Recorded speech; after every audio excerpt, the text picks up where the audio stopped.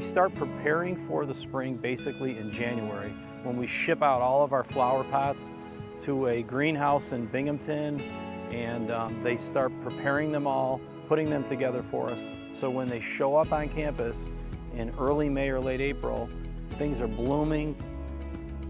There's a group that works 7 days a week.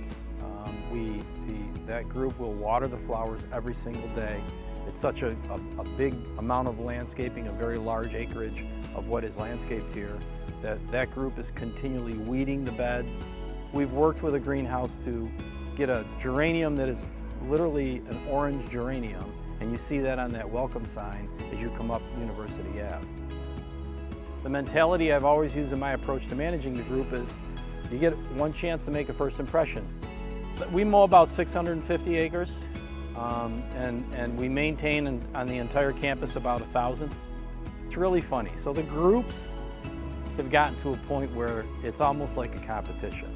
And you hear the conversations that happen in the morning before they roll out. They talk about the way they stripe the fields, the way they mow. You'll see they never mow the quad the same way twice. They'll do it in different angles and different directions. This university is really fortunate to have some really, really good people that work in that department.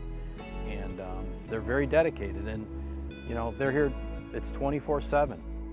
So Syracuse University, in my opinion, is the most beautiful campus in America.